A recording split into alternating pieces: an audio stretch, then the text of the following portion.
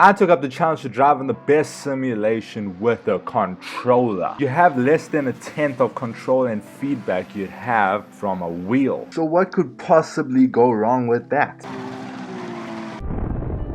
We start with the Nissan GTR R35 Nismo. I think I finished about 100 kilometers in this car in total. Yes, I've done some practice with the controller, trying to get the hang of things, trying to set it up right. Truth is, if I was driving it in real life with the controller, she would already be written off. I had this terrible understeer moment, but after a while I got the hang of driving this GTR, and it was absolutely beautiful. I could balance the weight perfectly and control the tires. So after all, my conclusion driving the GTR, it was just fine. In fact, it was simply lovely.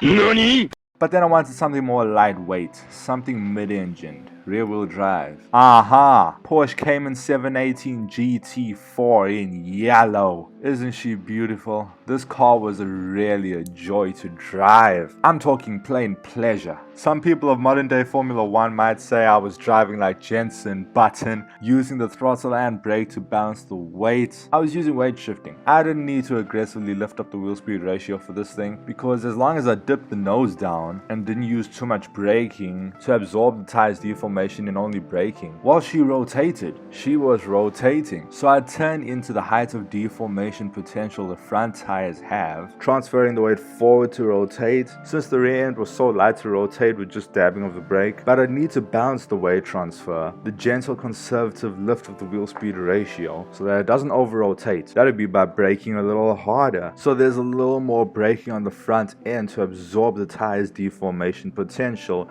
in braking, limiting the cornering grip of the front end. And at the same time, there's braking on the rear wheels, so that the wheel speed ratio is not lifted too high. But on this long sweeping corner, what I was doing was switching between gentle throttle and super light dabbing of the brake. But more than this was a discipline I was training myself. There was a principle behind it that I ate on Santa race by. I put the sound of the tires on 100% while the engine and everything else was much lower. So I didn't just get the vibration from the controller, which is not sufficient at all, but I tried to get myself more feedback with sound. Max Verstappen also does this, except he uses a proper simulation, not a controller. And it was extremely fun to drive this Porsche. I just wanted to balance the weight. I just wanted to take it to the limit. I just wanted to go faster. After driving the Porsche, I got into a Ferrari 488 GTB in red. And boy, was this lady something to handle. You see, in the Porsche, when I used the brake to rotate, if it started over rotating, I just gently opened the throttle,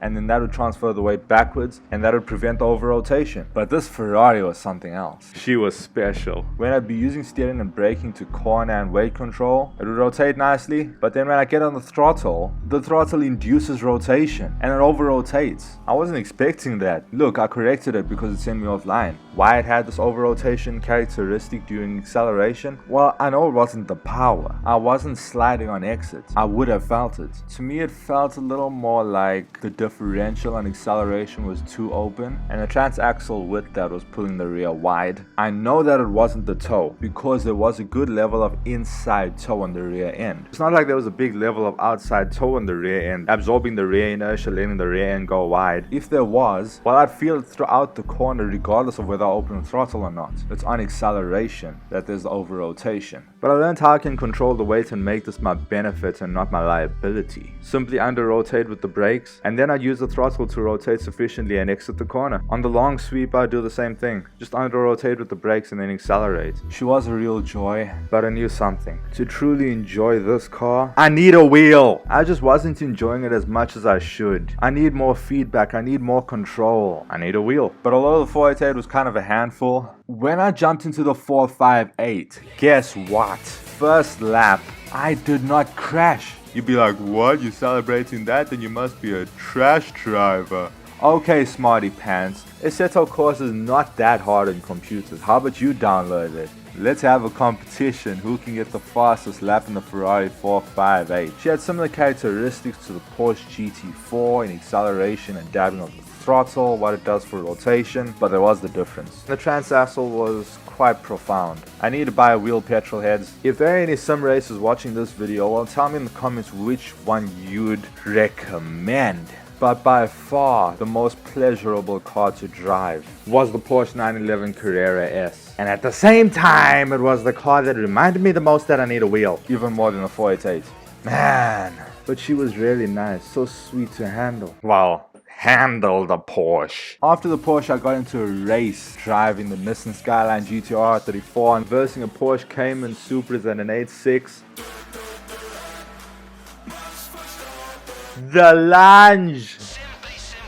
Sorry I didn't show other clips of me driving this car on its own, trying to figure out how to balance the car with a controller. We straight into the race, but this was one hell of a good race, even though I didn't finish first. But just look how the Nissan is bouncing all over the place. When I just tap the joystick of the controller to turn slightly for a bend, well, look at that, it's going full lock for like a few milliseconds. Imagine if that was real life. I was on this Mark IV's bumper on almost every braking zone because I learned how to balance this R34 even though I was using a controller. I was going to make more mistakes than the Supra, and I did. Tried another lunge, but amazingly he outbroke me. He performed, he delivered when it mattered. I think that was Oscar Piastri driving. It had to have been him in that green Supra. In the R34 and the R35. Well, I was trying to implement the principle of Kozo Ishino's driving in the GTR. It's fast and it takes care of the tires. I made a whole separate video explaining Kozo Ishino's technique that, as you should know, Keiichi Tsuchi has also implemented into his driving sometimes. I think Keiichi has driven every technique in the world, okay? But after this I realized something. I beat you Assetto Corsa, now I'm gonna get smug about it. I'm gonna try a keyboard. So I got into a yellow Mitsubishi Lancer Evo 8 and boy was this something. I adjusted the settings so it's not full lock when I tap the arrow and it's absolutely no lock when I take my finger off the arrow. I rather made it slow on turning and very fast on opposite lock. You can play around with the settings and you can play with the keyboard on this simulator.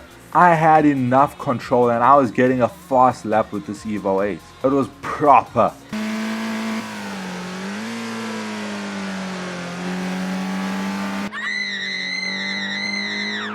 Yeah, this is a, that was on mistake. Oh, while editing this video, it pained me to see that. Oh, not again. Anyway, petrol heads, this great simulation reflection of real life racing, guess what? It's been around for so long and it's still a good simulation. The PC requirements, the specs you need, well, they're not that high. I bet at least 70% of y'all can get it on your PC. I want to get serious about simulation racing. I'm probably going to get a wheel sometime. So please give in your input if you're a simulation driver. You heard me, Max?